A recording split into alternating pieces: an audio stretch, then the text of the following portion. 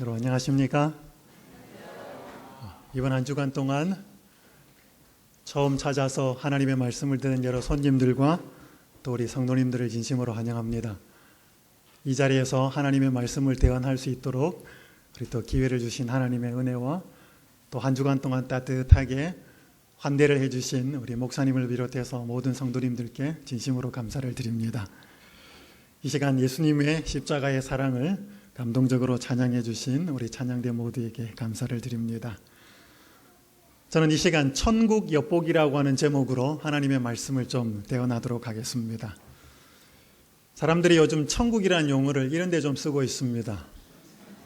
김밥 천국, 알바 천국, 피자 천국, 가구 천국, 스시 천국, 치킨 천국. 이 치킨 천국은 강호동 씨가 하는 그 프랜차이즈 사업입니다. 구제 천국. 사람들이 뭔가 풍성하고 많은 것, 그리고 좋은 것, 아름다운 것들을 보면 우리는 야, 천국 같다. 그런 표현을 씁니다. 그런데 주로 먹는 데 많이 씁니다. 여러분, 천국이 정말로 있을까요? 저는 이번 한 주간 동안 여러분에게 천국에 관한 이야기를 많이 했습니다. 천국이란 용어를 쓰지 않았을 뿐이죠.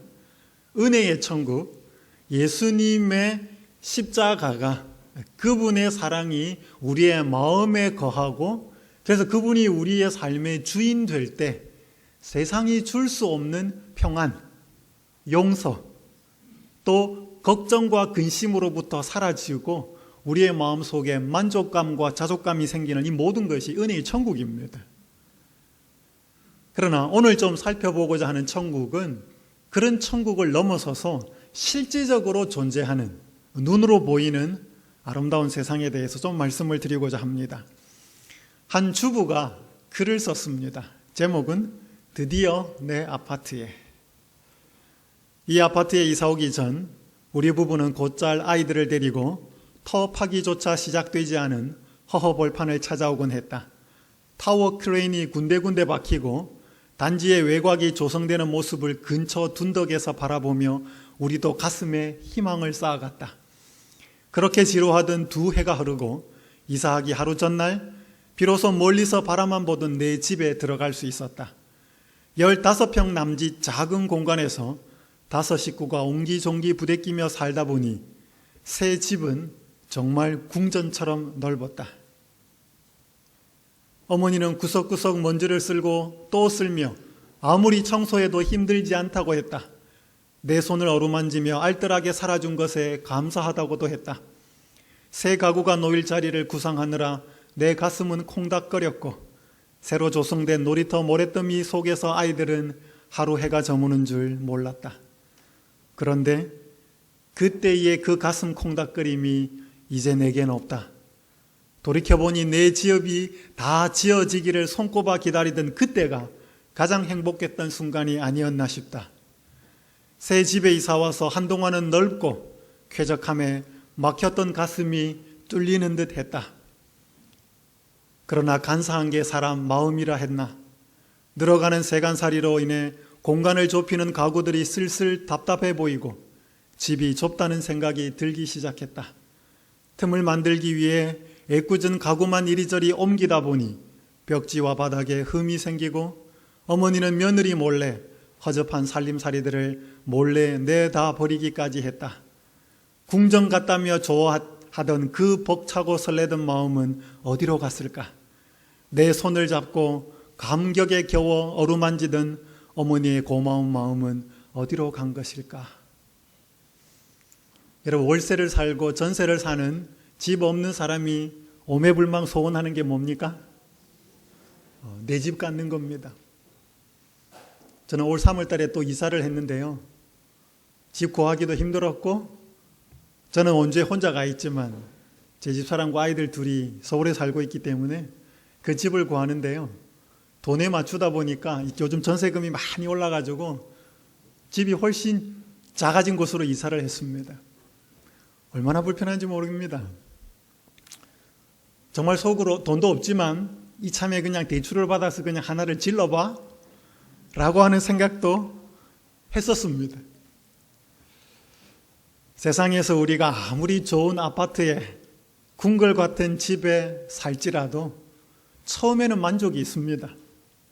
그러나 그 만족이 계속 가지 않는 이유가 뭘까요? 제가 첫날 시간에 먹고 먹어도 왜 계속 배가 고픈지, 우리가 만족할 수 없는 이유에 대해서 말씀을 드렸습니다. 기억하십니까? 전도서 3장 11절을 말씀을 드렸습니다. 하나님이 아름답게 지으셨고 때를 따라 아름답게 지으신 그 세상에 사람에게는 영원을 사모하는 마음을 주셨기 때문에 우리의 마음은 영원한 것으로 채워지지 않으면 잠시간의 만족은 있을지라도 또 허전하고 또 부족하고 또 불만이 생기는 것입니다. 아무리 좋은 집, 아무리 높은 자리, 아무리 안락한 평안한 삶이라도 말이지요. 하나님께서 주시는 영원한 것만을 채울 때 우리의 마음에 만족이 있다는 사실을 다시 한번 기억하시면서 그것들을 정말로 그 영원한 것들로 우리의 마음을 채울 수 있을지 다시 한번 살펴보겠습니다. 요한계시록 21장 1절과 5절에 있는 말씀을 다 함께 읽겠습니다. 시작. 또 내가 새 하늘과 새 땅을 보니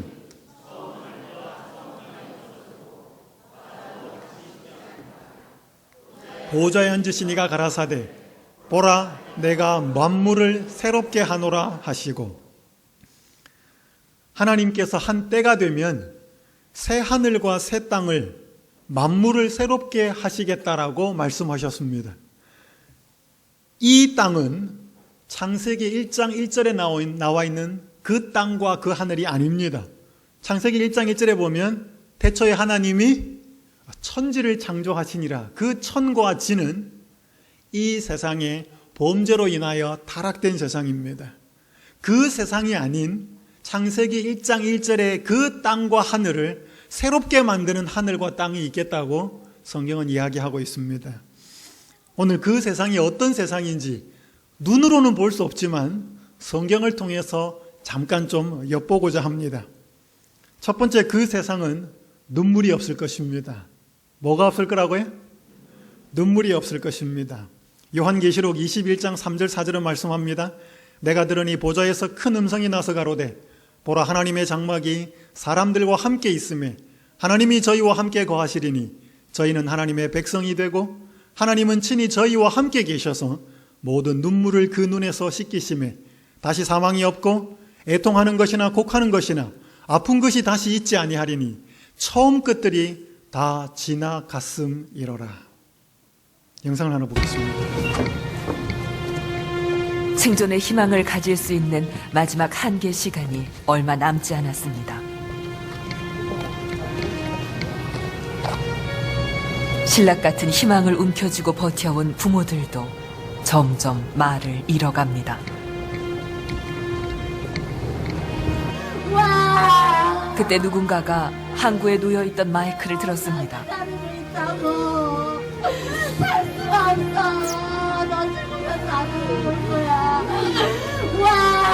저기 차가운 바닷속에 있는 아들, 딸을 향한 부모들의 애끓는 응원의 릴레이가 그렇게 이어졌습니다.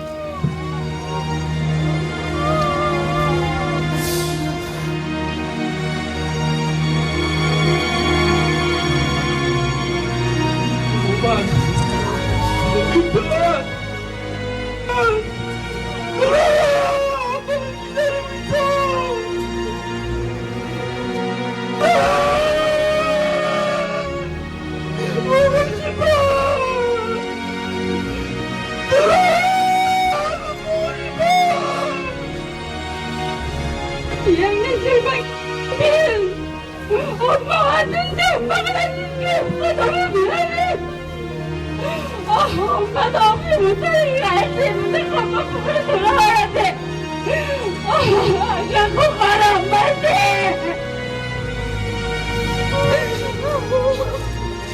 2학년 10반 사랑한다. 빨리 와줘봐. 빨리 보고 싶어.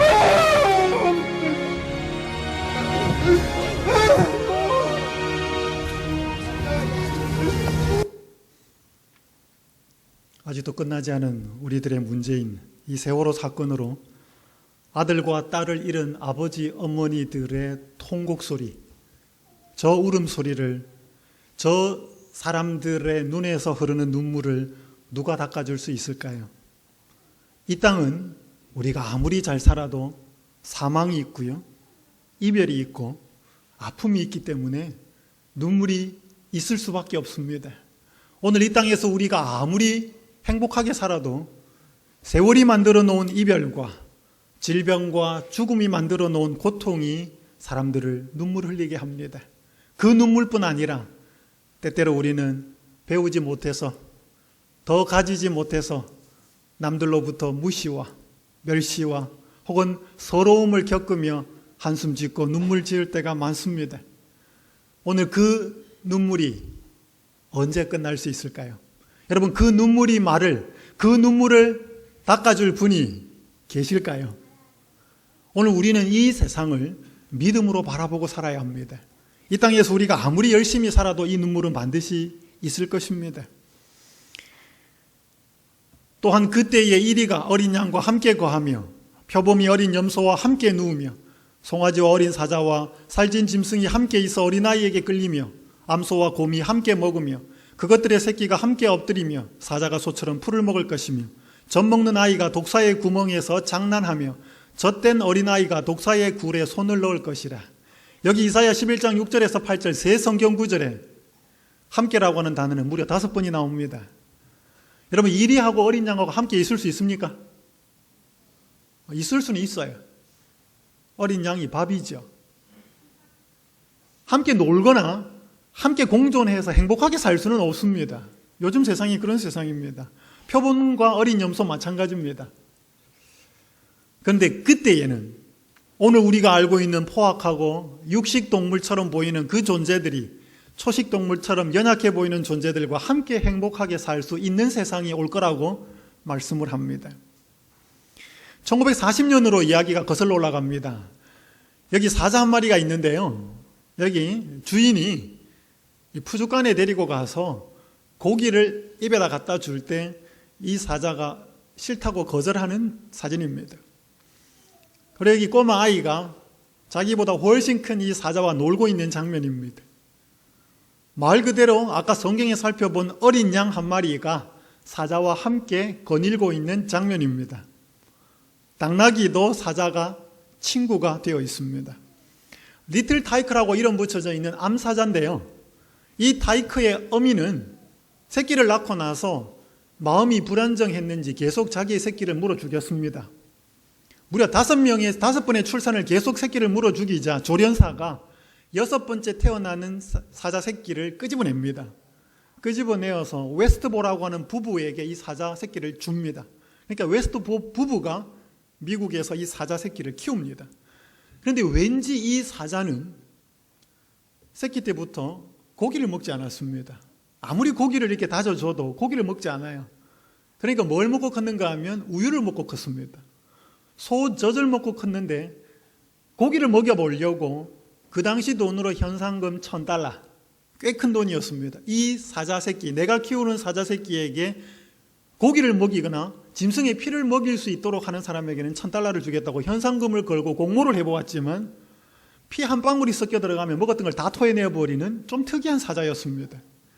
그렇게 초식 풀을 먹고 우유를 마시면서 큰 사자가 얼마나 성격이 온순한지 말 그대로 어린 양과 놀고, 그 다음에 사람과 허물없이 지내고, 한 번은 당나귀하고 놀다가 당나귀 뒷발에 입이 채여가지고 이 입 주변에 몇 센치가 찢어져도 전혀 화를 낼 줄 모르는 그러한 순진한 그러한 사자로 자랐습니다. 나중에 영화에도 나오고 TV에도 나오고 결국에 나중에 감기에 걸리고 그것이 폐렴이 되어서 9살에 세상을 떠났습니다. 한때 미국에서 대단히 인기를 끌었던 사자였습니다. 여러분, 이런 일이 이 땅에서도 가능하다면 그때에 새하늘과 새 땅에서는 얼마나 더 가능하겠습니까? 단지 이 사자가 이렇게 온순하고 어린 양과 당나귀와 초식동물들과 친구가 될 수 있었던 것은 이 새끼가 뭘 먹었느냐에 따라서 달려 있었습니다. 하나님이 세상을 처음 창조하셨을 때 사자에게도 풀을 주었을까요? 여러분 창세기 1장에 그것이 나와 있습니다. 그때의 상황으로 다시 돌아가는 것이 새 하늘과 새 땅의 삶이죠. 우리 여기 있는 학생들 참 많습니다. 그죠? 그러니까 우리 친구들이 뭘 먹는지 대단히 중요하게 생각할 필요가 있습니다. 그런데 동물들만 그렇게 되는 것은 아닙니다. 여기 한 사진을 여러분 보시는데요. 작년 용인에서 한 초등학교에서 있었던 가을 운동회 때 사진입니다. 운동회 달리기에서 늘 꼴찌만 하는 한 학생이 있었습니다. 여러분 사진에 보는 게 제일 오른편에 있는 이 뚱뚱한 아이가 키도 작고 몸도 뚱뚱하고 이 아이는 초등학교 5학년까지 가을 운동회에서 달리기를 하면 항상 꼴찌만 했습니다. 그러니까 운동회 때만 되면 싫었어요. 엄마한테 이야기해서 엄마 나 이번 운동회 안 가면 안 돼? 선생님한테 이야기해서 선생님 이번 운동회에 빠지면 안 돼요? 그러니까 또 혼이 나고 마지막 운동회에 참석하라고. 그렇게 운동회에 또 참석을 했고 그토록 하기 싫은 달리기를 하게 되었습니다. 그런데 이 아이는 정상인이 아닙니다. 연골무형성증이라고 하는 6급 장애인이에요. 그러니까 달리기를 잘 못해요. 하지만 또 이제 달리기를 하면 꼴찌를 해야 될 서글픈 마음을 안고 이 선에 섭니다. 그래서 선생님이 또 총 빵 쏘고 5명의 아이가 뛰어나가지만 4명의 아이는 정상인들이기 때문에 앞으로 뛰어나갔습니다. 그러니까 여전히 이 아이는 이번에도 꼴찌일 걸 생각하고 뒤에서 천천히 힘겹게 뛰어오고 있는데 앞에 달려나가던 4아이가 뛰어가다가 돌아옵니다. 돌아와서 서로 손을 잡고 이 아이의 손을 잡고 함께 결승선까지 걸어 들어갑니다. 그래서 5명의 아이가 손등에 다 1등 도장을 받게 됩니다. 이건 지금 걸어가고 있는 장면을 누가 사진에 찍었어요. 그리고 인터넷에 올린 것입니다. 이 아이는 너무 뜻밖의 상황 속에서 당황해서 걸어가고 있다가 우는 사진입니다. 여러분 요즘은요, 내가 선천적이든 혹은 후천적이든 이 세상은 잘난 사람이 있고 못난 사람이 있어서 경쟁 상태가 되어 있습니다. 그렇죠? 어떤 사람들은 능력이 있어서 앞서가고 어떤 사람은 뒤에 처질 수밖에 없습니다. 누구는 갑이고 누구는 을입니다. 그 상황에서 갑과 을이 함께 살아가는 것처럼 보이지만 누구는 누구를 지배하고 많이 배운 사람은 못 배운 사람, 많이 가진 사람은 적게 가진 사람 위에 명령하고 군림하는 세상. 그래서 가지지 못하고 높아지지 못하면 서글픈 세상이 이 세상입니다. 이리와 어린 표범이 함께 공존할 수 있는 세상이 새 하늘과 새 땅이라면 오늘 이 세상에 가지지 못한 사람과 가진 사람, 높은 사람과 높지 않은 사람의 더 이상의 차별이 없는 세상이 그때 새 하늘과 새 땅의 세상이 될 것입니다. 그때는요, 함께 살 것입니다. 그때에는 더 이상의 많이 배워서 군림하고 명령하고 누구는 명령을 받아서 뭔가를 이렇게 서빙해야 하는 그런 세상이 아니라 더 이상 높낮이가 없고 신분의 차별이 없고 능력으로 인하여서 실력으로 인하여서 가문으로 인하여서 경제적인 능력으로 인하여서 차이가 없는 그 세상이 있게 될 것입니다. 여러분 이 세상이 이런 세상이 있겠습니까? 이런 세상이 있다면 정말로 그 세상이 천국이지 않겠습니까? 이 세상에 가기를 원하십니까? 꼭 가실 수 있기를 바랍니다. 이 세상을 그분이 자신을 믿는 믿음을 가진 자에게 주겠다고 성경에 약속하고 있습니다. 반드시 우리는 이 세상에서 살아보아야 할 것입니다. 두 번째로 좀 살펴보고자 하는 이 세상의 천국을 엿보는 삶은 진짜를 맛보게 된다는 것입니다. 그럼 여기 성경 요한계시록 22장 2절에 있는 말씀 읽겠습니다. 강좌우에 시작. 강좌우에 달마다 그 실과를 맺히고 그 나무 잎사귀들은 만국을 소성하기 위하여 있더라. 여러분 과일 좋아하십니까? 어떤 과일 좋아하십니까? 다 좋아하십니까? 여러분 새 하늘과 새 땅에서는 생명나무가 있겠는데 그 생명나무는 12가지 실과를 달마다 맺힌다라고 이야기했습니다. 이 땅에서 농사 아무리 많이 잘 지어도 아무리 기술이 있어도 1년에 그 나무에서 다른 종류의 과일을 생산할 수 있는 농부는 없습니다. 여러분 우리가 생명나무를 얼마나 자주 먹을 것 같아요? 새하늘과 새 땅에서. 제 생각입니다만 뭐 자주 먹어도 상관은 없겠지만 한 달에 한 번은 꼭 먹을 것 같습니다. 왜요? 새로운 과일이 열리니까. 하나님이 적어도 새로운 과일을 열매 맺게 했다면 그 먹으라고 열게 할 거 아닙니까? 오늘 여러분들이 이 땅에서 아무리 맛있는 과일도요, 산성비 맞고요, 오염된 토양에서 자란 과일입니다. 제가 2006년도부터 8년도까지 남아공에 있었습니다. 사우스 아프리카에서 제가 외국인 선교사들을 모집하는 일을 하면서 케이프타운에 살았습니다. 뭐 거기에 여러 좋은 점도 있고 안 좋은 점도 있었지만 좋았던 점이라면 과일을 참 많이 먹었어요. 거기는 세계에서 일조량이 두 번째로 높습니다. 그러니까 태양이 비치는 시간들이 엄청나게 길기 때문에 과일들이 엄청나게 달아요. 한 번은 누군가가 알려줘서 복숭아 팜 농장에 갔습니다. 크지도 않은데 복숭아가 이렇게 조그만 그 화이트 넥타린이라고 백도라고 하는 그 복숭아가 나오는 시즌이 그렇게 길지 않은데 사람들이 거기 기다리고 서서 그 나오면 사가지고 갑니다. 그래서 저도 이렇게 기다리다가 몇 박스를 사왔어요. 한 박스에 그렇게 하면 크지 않습니다. 한 15개 정도 들은 박스인데 저는 태어나서 그렇게 맛있는 복숭아는 처음 먹어봤습니다. 이게 한 입 이렇게 베어 물면요, 입에서 사르르 녹습니다.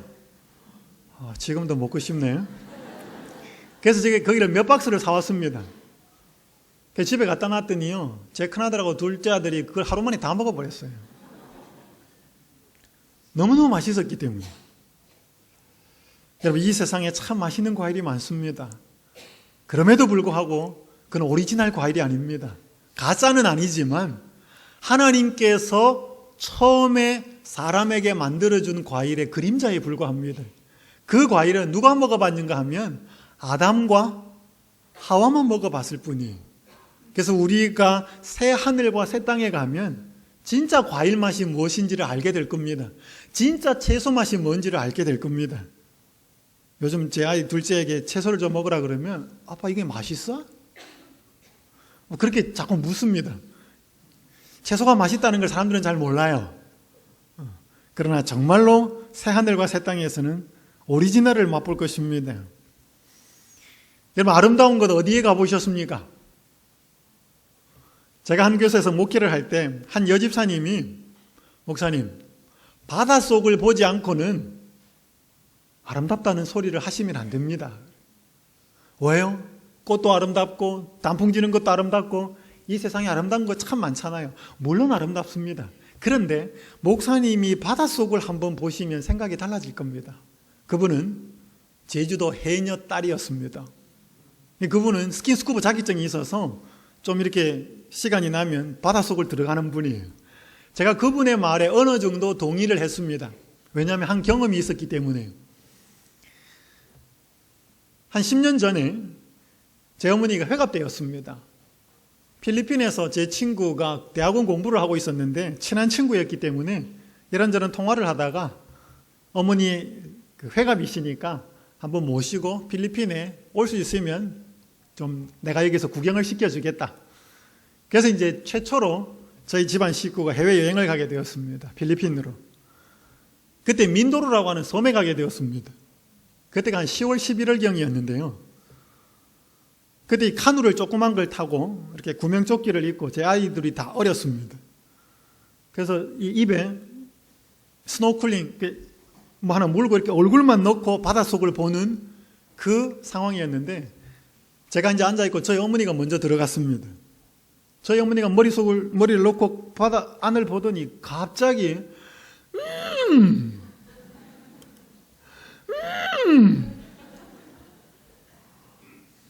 저는 그 조그만 카누 위에서 어머니가 무슨 사고 난 줄 알고 아니 어머니 왜 이러십니까? 왜 그러십니까? 저희 어머니 대답도 안 하고 계속 저 이제 어머니 올라왔습니다. 올라오고 나니까 대답을 안 해요. 그 말만 하고 제가 들어갔습니다. 물고 머리를 넣고 보니까요. 우와, 산호가요. 저는 태어나서 산호 처음 봤거든요. 근데 너무너무 아름다웠습니다. 좌우간. 근데 제가 올라와가지고 그 카누를 이렇게 젓는 그 필리핀어한테 이야기를 하는데 자기가 그래요. 지금 시즌이 산호가 제일 안 예쁩니다. 그래요. 뭔 말입니까? 그러니까 산호는 3월, 4월 봄이 제일 멋있대요. 이게 생물이니까 시간이 지날수록 이게 죽어가가지고 제가 갔던 때가 산호가 제일 안 아름답던 때였습니다. 제일 안 아름답던 때 그때였으면 진짜 아름다울 때는요. 뭐 어떻게 감탄사가 나왔을지 모릅니다. 제가 그걸 조금 봤기 때문에 그 해녀 집사님 딸 그분이 하는 말을 제가 어느 정도 이해할 수 있었습니다. 아, 바닷속에 언제 한번 들어가 봐야 되겠다. 여러분 이 세상에 혹 돈이 많으셔서 해외여행도 가시고 좋은 데를 많이 구경하셨을 수도 있고 좀 돈이 없어서 별로 놀이를 못 가신 분도 계시겠지만 아쉬울 거 전혀 없습니다. 이 땅의 아름다운 것을 아무리 많이 보셨다 하더라도 하나님이 주실 새하늘과 새 땅에서의 아름다움과 비교하면 그림자에 불과합니다. 여기 오신 우리 집사님들, 사모님들 예쁜 한복을 입고 계시는데 밖에 나가서 여러분 그림자 미치면 어때요? 그림자 보고 나서 아유 오늘 집사님 한복 예쁜 거 입으셨네요. 보일까요? 아무리 예쁜 때때 옷을 입고 옷을 입어도 그림자는 검어요. 여러분 히브리서 8장에 보면 모세가 이 땅에서 지은 성소는 하늘 성소의 그림자라 그랬습니다. 성소만 그림자가 아니라 이 땅에서 아름다운 모든 것은 하늘 세상의 그림자에 불과합니다. 그렇기 때문에 이 땅에서 너무 아름다운 것을 못 보셔도 서운할 거 없습니다. 엘렌 G 화이트 초기 문집에 보면 계시를 하늘로 봅니다. 너무 아름다워서 거기 살겠다 그래요. 그때 천사가 너가 돌아가서 해야 할 사명이 있기 때문에 그것을 완수하고 돌아오면 이 세상이 너에게 주어질 거라고 돌아가라 그럽니다. 그때 엘렌 G 화이트 돌아와서 며칠 동안 울었다 그래요. 왜 울었다 그래요? 너무 어두워서 울었다 그래요. 계시에서 깨어난 후 내게는 모든 것이 변한 것처럼 보였다. 보는 곳마다 어둠이 깔려 있었다. 오, 이 세상은 왜 이렇게 어둡게 보였는가? 나는 내가 이 땅에 있다는 것을 깨닫고 향수를 달래지 못해 몹시 울었다. 그러니까 하늘을 계시로 보고 나서 이 땅을 보니까 차이가 뭐예요? 너무 어둡더라는 거예요. 우리나라 지도를 이렇게 밤에 인공위성으로 찍은 걸 보면 북한하고 남한하고 비교하면 어때요? 북한은 어둡습니다. 왜? 전력이 없으니까, 전기가 모자라니까. 남한은 밝아요. 이 세상이 아무리 밝아도요, 새 하늘과 새 땅의 아름다운 색깔에 의하면 비교가 안 된다는 것입니다. 여기에 이 세상의 아름다움은 빨주노초 파남보 7가지 색깔의 조합입니다. 새 하늘과 새 땅에서는 몇 가지 색깔의 조합일까요? 모릅니다. 우리는 그 세상에 가봐야 합니다. 또한 그 세상의 삶을 이렇게 이야기합니다. 하나님의 성에는 밤이 없다. 아무도 휴식을 필요로 하거나 원하지 않을 것이다. 거기서는 하나님의 뜻을 행하고 그분의 이름을 찬양하는데 피곤을 느끼지 않을 것이다. 노란색 가시 있습니다. 시작. 우리는 신선하고 유쾌한 아침의 기분을 언제나 느낄 것이다. 여러분, 오늘 아침에 일어날 때 몸이 좀 가뿐하셨어요? 찌부둥하셨어요? 어떠셨습니까? 일어날 때 상쾌하게 일어나셨어요? 아니면 좀 더 자고 싶은데 그러셨어요? 여러분 관절 안 쑤셨어요? 어르신들? 어깨 안 결립니까? 나이가 들어가면 그럴 수밖에 없습니다. 오늘 이 땅에서 우리는 가끔씩 상쾌합니다. 등산도 좀 갔다 오고 찜질방도 갔다 오고 디톡스도 하고 뭐 해가지고 뭐예요? 새 하늘과 새 땅에서는 신선하고 유쾌한 아침의 기분을 언제나 느끼도록 우리의 몸을, 우리의 마음을 상쾌하게 하는 그 세상이 진짜 오리지널 라이프, 그게 하나님이 우리에게 주시는 삶이에요. 오늘 여러분들이 이 땅에서 가끔씩 상쾌해지고 가끔씩 기분 좋아지는 이 세상에 여러분 너무 미련을 두지 마시고 너무 만족하지 않기를 바랍니다. 이 세상에 우리가 갈 때 우리가 진짜로 좋다고, 진짜로 멋지다고, 진짜로 아름답다고 하는 것에 진짜를 맛볼 것입니다. 꼭 그 세상에 함께 갈 수 있기를 간절히 바랍니다. 그러나 그 세상이 아름답고 그 세상에 눈물이 없어서 그 세상은 꼭 가야 하는 세상이 아니라 우리를 그토록 사랑하시는 예수님 한 분이 있기 때문에 그분을 직접 만나게 될 것이기 때문에 우리는 그곳을 가야 합니다. 함께 읽겠습니다. 요한계시록 22장 3절 4절 시작.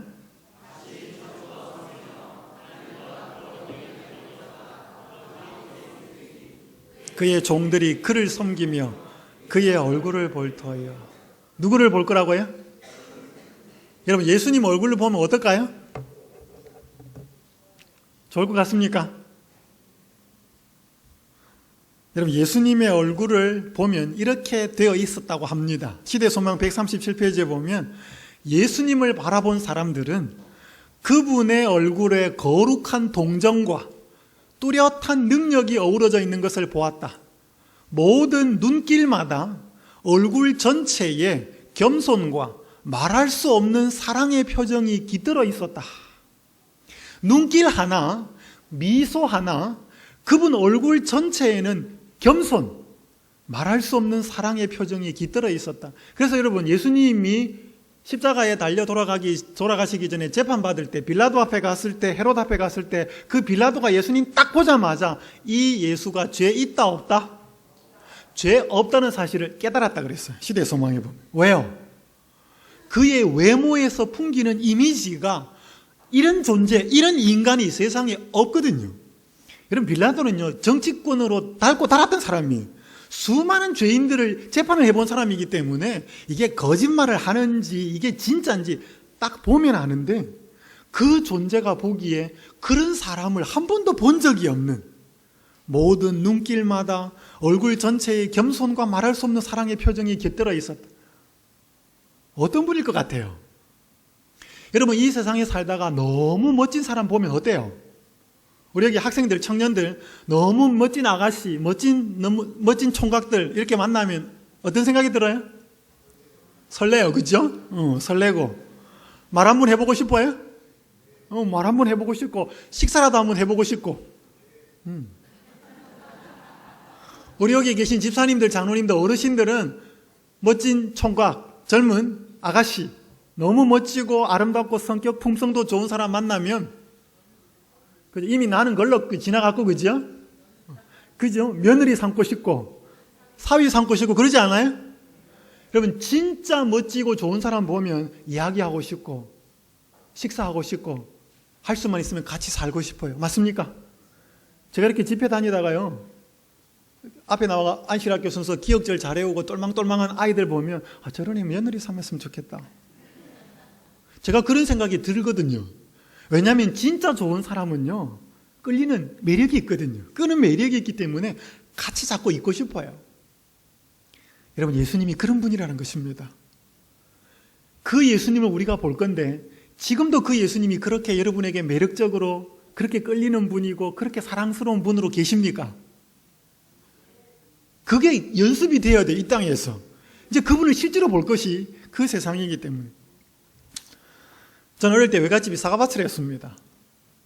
그래서 저희 어머니가 가끔씩 형하고 저하고 연년생인데 사과밭에다 외갓집에다, 친정에다 데려다 줬습니다. 그러면 처음에는 아버지 생각도 안 나고 사과맛 때문에 거의 재밌게 지냅니다. 근데 어머니는 언제 데리러 온다고 꼭 약속을 하고 형하고 저하고를 외갓집에 데려다 줬습니다. 처음에는 사과 먹는다고 정신없이 지내다가 나중에는 이제 엄마가 보고 싶으면 사과 맛이 시달해지고 엄마가 오는 날짜를 손꼽아 기다립니다. 제 기억으로 제 어머니는 데리러 온다고 한 날짜에 딱 한 번을 제외하고는 늘 그날에 왔습니다. 근데 무슨 이유인지는 모르지만 한 번이 늦었어요. 며칠이. 그때부터 기다리는데요. 그때 외삼촌, 외숙모, 할머니 사과 갖다 줘도 그땐 사과는 쓴맛이었습니다. 지금 엄마가 와야 되는데 내가 그렇게 평소에 맛있게 먹던 사과도 엄마가 안 올 상황 속에서는 사과가 맛이 없어요. 뭔 그건지 모르겠지만 엄마가 며칠 뒤에 왔어요. 근데 제 형은 성격이 화끈하거든요. 그러니까 막 쫓아나가가지고 엄마 왔다고 너무너무 좋아하는데 저는 성질이 더러워가지고 꽁하게 입고 바깥에 나가질 않았습니다. 그러니까 저희 어머니가 저를 찾아도 제가 없으니까 이제 방을 찾아서 들어오셨어요. 제 마음은 막 거기 달려가가지고 안기고 싶고 울고 싶고 왜 지금 왔냐고 막 때를 쓰고 싶은데 성질이 나가지고 말은 안 하고 엄마가 같이 와서 이제 찾아주기를. 그래 이제 어머니가 와가지고 이제 막 달래는 거죠. 미안하다. 그날 제가 어머니 품에 안겨가지고 얼마나 많이 울었는지 모릅니다. 그때 지금 느끼는 그 어머니의 품은 너무 따뜻했습니다. 너무 행복해. 그때는 사과도 필요 없고요. 그때는 뭐 이 세상에 아무것도 필요 없었습니다. 오직 그 엄마 품에 안겨 있다는 그 자체가 너무너무 행복했습니다. 사랑하는 여러분들이시여, 오늘 여러분들은 뭐 때문에 우십니까? 뭐 때문에 눈물이 나고, 뭐 때문에 서럽고, 무엇 때문에 예수님을 기다리시고, 무엇 때문에 예수님 품에 안기기를 원하십니까? 오늘 이 세상에 우리가 어떤 것을 가져도 그 품만큼 좋은 것이 없다는 사실을 우리가 꼭 기억할 수 있으면 좋겠습니다. 여러분, 그 예수님 만나면 좀 물어보고 싶은 게 있겠습니까? 뭐 물어보고 싶습니까? 많이 물어보고 싶으십니까? 자, 여기 치료봉사 474페이지 함께 좀 읽겠습니다. 시작. 장차의 생애에서는 이 땅에서 우리를 괴롭게 하고 실망케 했던 신비들이 밝혀질 것이다. 우리는 응답을 받지 못했던 것으로 보였던 우리의 기도와 좌절당했던 희망이 우리에게 가장 큰 축복이었다는 것을 알게 될 것이다. 우리가 살다 보면 간절히 원하는 기도가 있는데 그게 응답이 안 될 때가 있어요. 그리고 우리가 절망에 빠지면서 희망이 팍 꺾여버릴 때가 있습니다. 그때는 나도 모르게 하나님이 왜 이렇게 하셨나? 하나님이 나 사랑 안 하시나?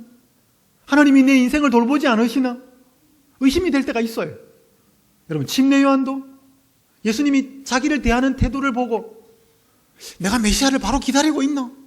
오실 그 이가 당신입니까? 뭔가 마음속에 의심이 생겼던 그 침례 요한처럼 우리에게 그럴 때가 있습니다. 제가 알고 있는 한 장로님은요, 큰딸이 결혼해서 살다가 암에 걸렸습니다. 딸이. 그러니까 그 가족 모두가 그 딸을 위해서 또 언니를 위해서 열심히 기도했습니다. 특별히 막내 여동생, 막내 딸, 막내 여동생이 그 언니를 위해서 정말로 열심히 기도했습니다. 근데 그 딸 결국 죽었어요. 그러니까 그 막내 여동생이 교회 안 나옵니다.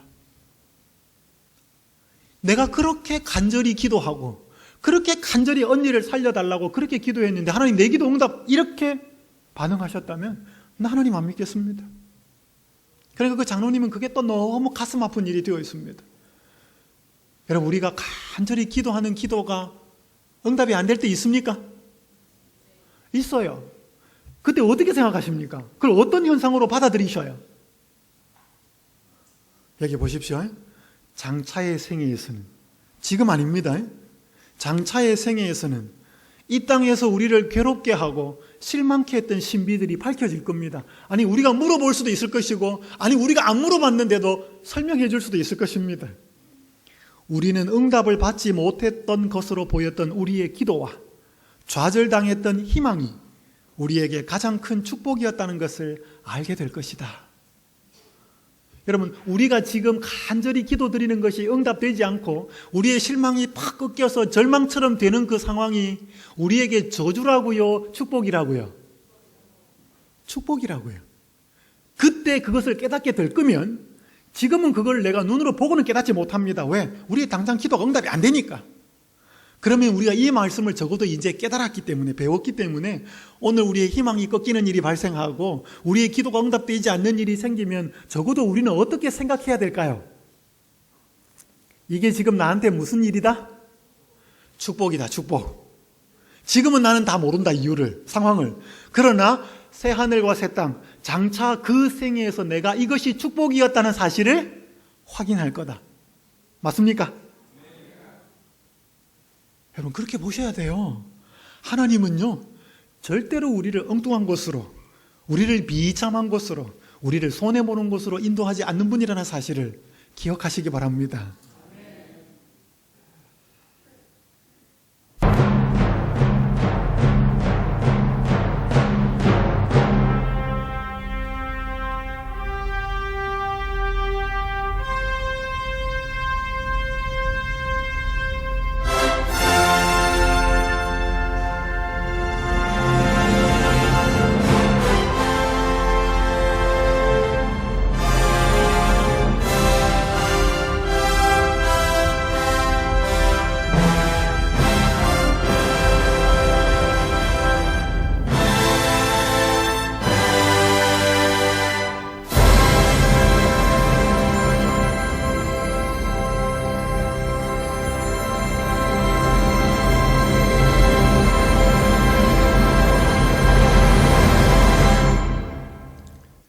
주께서 호령과 천사장의 소리와 하나님의 나팔로 친히 하늘로 쫓아 강림하시리니 이 사실을 여러분 믿고 사시기를 간절히 바랍니다.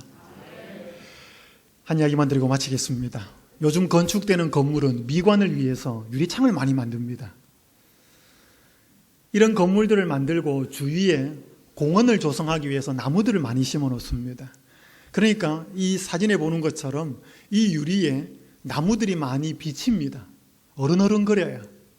그래서 새들이 이 나무가 진짜인 줄 알고 쫓아가서 앉으려고 쫓아갑니다. 여러분, 우리 머리가 나쁜 사람을 보고 뭐라 그래요, 보통? 새, 뭐 이렇게 하잖아요, 그죠? 새가 좀 머리가 안 좋은가 봐요. 어쨌든 간에 새 눈에는 이게 진짜 나무처럼 보이는 거예요. 그렇게 쫓아가서 이 유리에 부딪혀서 죽는 일이 많이 발생합니다.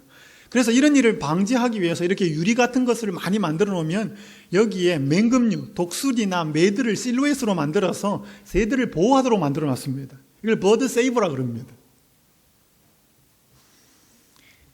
여러분, 이 유리에 비친 나무가 진짜 나무예요? 가짜예요? 진짜 아니잖아요. 오늘 사단은 이 세상에 진짜와 가짜를 혼돈시켜 놓았습니다. 사람들이요, 우리 학생들 여기 많지만 좋은 대학 가면 행복할 줄 알아요. 우리 젊은이들이 좋은 데 취직하면 행복할 줄 압니다. 우리 또 어른들이 돈 많이 벌면 행복할 줄 압니다. 좋은 집에 살면 행복이 올 줄 알아요. 내가 높은 자리에 다른 사람들보다 더 나은 지위에 있으면 행복할 줄 압니다. 여러분, 이게 행복이 아니거든요. 이건 사단이 만들어 놓은 허상입니다.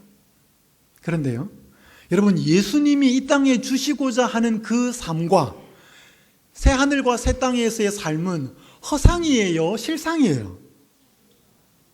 다시요, 허상이에요, 실상이에요? 대답을 잘 안 하시네요. 여러분, 사람들이요, 실상과 허상을 헷갈려 합니다. 오늘날 실상처럼 예수님이 분명하게 약속하신 이 땅의 은혜의 천국, 또 새하늘과 새 땅에서의 영원한 천국에 대해서는 마치 이걸 뭐처럼 생각하는가 하면 허상처럼 생각합니다. 그리고 이 땅에서 돈 많이 벌고 좋은 자리 차지하고 뭔가 학벌 좋고 이 땅에서 경제적으로 넉넉하면 그것이 마치 행복을 줄 것처럼 그 허상을 무엇처럼 믿고 살아가는가 하면 실상처럼 믿고 살아가요. 마치 뭐처럼 그 새들이 그 유리창에 비친 그 나무가 진짜 나무인 것처럼 내가 저기 가면 쉴 수 있고 저기 가면 내가 평안할 수 있고 그래서 돌진해 가다가 비참하게 유리창에 부딪혀서 죽는 것처럼 오늘 이 땅에 수많은 사람들이 가짜 행복, 가짜 평안, 우리에게 진짜가 아닌 허상을 쫓아 살다가 그렇게 세상을 마감해가는 것이 이 땅 사람들의 삶의 모습이라는 것입니다. 사랑하는 여러분들이시여, 예수님이 정말로 실제적으로 존재하여서 주고자 하는 실상을 실상처럼 믿으시고 사단이 진짜처럼 포장해 놓았지만 가짜이고 허상인 것은 그 말씀을 통해서 하나님의 말씀 속에서 그 허상이 진짜 허상인 것처럼 제대로 믿고 제대로 바라보고 살게 되기를 간절히 바랍니다. 조정민 목사가 쓴 사람이 선물이다라는 책에 보면 실상이 보이면 허상의 마음이 흔들리지 않습니다. 진짜를 가지면 가짜를 부러워하지 않습니다. 영원한 것에 눈을 뜨면 눈앞에 잠시 있다가 사라질 것들에 마음을 빼앗기지 않습니다. 라고 기록했습니다. 그래서요, 그분께서 하시는 일은 하나님은 우리를 하늘 본향으로 돌아가게 하고자 하실 수 있는 일을 뭐하고 계시다? 다 하고 계시다. 오늘 우리를 이 실상의 세상에 우리를 데리고 가기 위해서 그분이 하실 수 있는 일은 다 하고 계십니다. 그럼 우리는 뭐 해야 될까요? 함께 읽겠습니다. 성가대성의 91페이지 시작. 머지않아 본향이 될 더욱 좋은 저 나라의 영광을 명상할 때 교만과 세상을 사랑하는 마음은 그 힘을 잃게 될 것이다. 여러분, 불교에서 말하는 비움과 성경에서 말하는 비움은 달라요. 성경에서 말하는 불교는 그냥 비우는 것이지만 성경은 올바로 된 것을 채울 때 헛된 욕망이 사라진다는 것입니다. 그래서 머지않아 본향이 될 더욱 더 좋은 저 나라의 영광을 우리가 뭐 할 때? 명상할 때 눈물이 없는 세상, 진짜를 맛보게 되고 그 예수님을 만나서 의문되고 궁금했던 것들이 다 풀리면서 살아가게 될 그 좋은 세상을 계속 명상할 때, 실상을 실상대로 받아들일 때 이 땅에서 행복과 기쁨을 줄 것 같은 허상에 우리의 마음을 더 이상 빼앗기지 않는다는 것입니다. 제가 한 글을 읽고 마치겠습니다. 그래도 희망이 있는 이유. 칼 바르트라고 하는 스위스 출신의 목사이자 신학자인 이 사람이 평생을 예수님을 위해 살다가 죽기 마지막 하루 전날 한 고백입니다. 세상의 상황은 어둡다. 그러나 귀에 들려오는 것만을 의지해서는 안 된다. 결코 안 된다. 하늘의 하나님이 통치하고 계시니까 말이다. 워싱턴이나 미국입니다. 모스크바나 러시아입니다. 베이징이나 중국입니다. 워싱턴이나 모스크바나 베이징이 아니라 하늘에서 말이다. 그러니 걱정은 없다. 아무리 캄캄한 순간에도 걱정하지 않는다. 왜 걱정하지 않아요? 하늘의 하나님이 통치하고 계시기 때문에, 내가 그분의 자녀이기 때문에, 그분이 내 인생을 붙들고 있기 때문에 그래도 아직 희망이 있다. 사랑하는 여러분들이시여, 이번 한 주간 제가 희망의 근거가 되시는 예수님에 대해서 말씀을 드리기를 원했습니다. 혹자의 부족함은 잊으시고 예수님이 여러분과 저에게 어떤 희망이 되시는지 그것만을 기억하시고, 여러분이 그 하나님으로부터 버림받는 일은 절대로 없습니다. 내가 버리지 않는 한 예수님이 우리를 그렇게 붙드시고 그분이 여전히 우리의 희망이 되시는 것을 이 땅에 살아가시면서 계속 경험하고 살게 되기를 간절히 바라면서 말씀을 마치겠습니다.